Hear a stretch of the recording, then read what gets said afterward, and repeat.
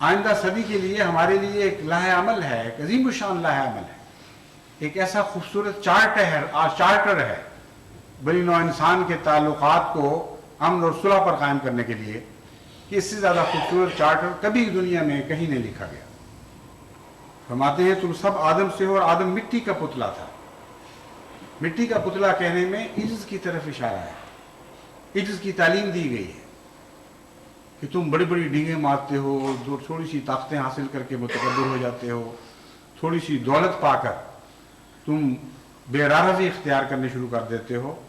تو سنو کہ تم بالآخر مٹی سے بنائے گئے تھے، اور یہ مضمون اس میں شامل ہے کہ مٹی کی طرف لوٹ جاؤ گے۔ بے شک بزرگ تو اللہ کے نزدیک تم میں سے وہی ہے جو تم میں سب سے زیادہ متقی اور پرہیزگار ہے۔ عربی کو عجمی پر کوئی وجہ فضیلت نہیں ہے۔ پہلے آپ نے عرب کا ذکر فرمایا ہے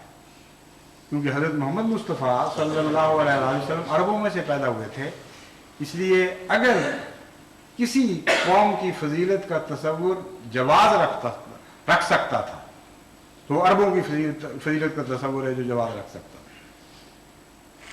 کیونکہ کائنات کا سب سے مقدس اور سب سے معزز وجود اور سب سے زیادہ متقی وجود عربوں میں پیدا ہوا۔ تو یہ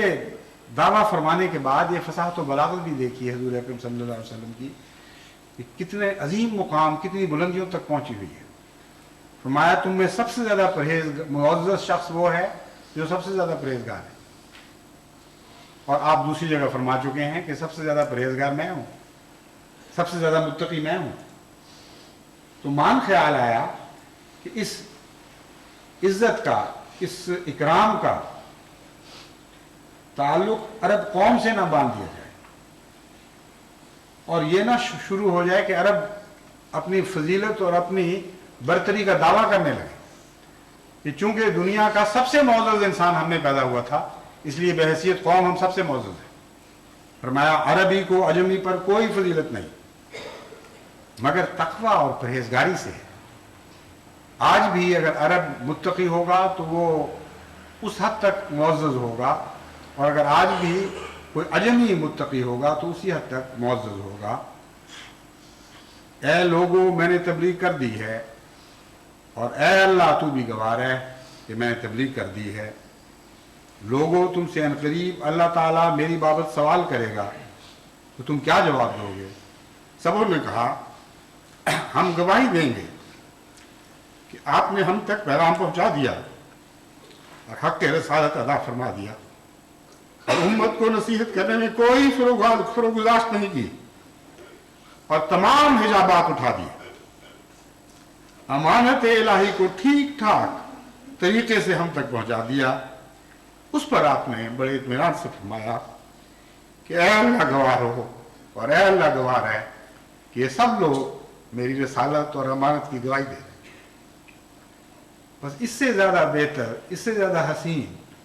اس سے زیادہ اصلاح نفس کرنے والا اور کوئی پیغام میں سوچ بھی نہیں سکتا۔ اور اس آخری جمعے پر میں حضرت محمد مصطفیٰ صلی اللہ علیہ وآلہ وسلم کی وہ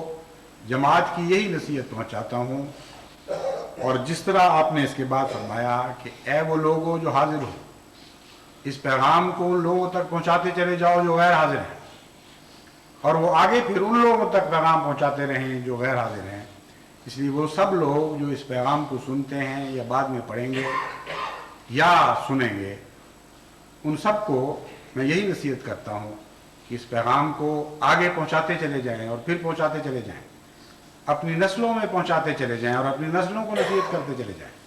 کہ وہ ہمیشہ اس پیغام کو زندہ رکھیں، الفاظ میں نہیں بلکہ اپنے اخلاق میں، اپنے کردار میں، اپنے اعمال میں، یہاں تک کہ ان کے خون کا ذرہ ذرہ اس بات پر گواہی دے کہ ہم نے حضرت محمد مصطفیٰ صلی اللہ علیہ وسلم کی اطاعت کی امانت کا حق ادا کر دیا ہے۔ اللہ تعالیٰ ہمیں اس کی توفیق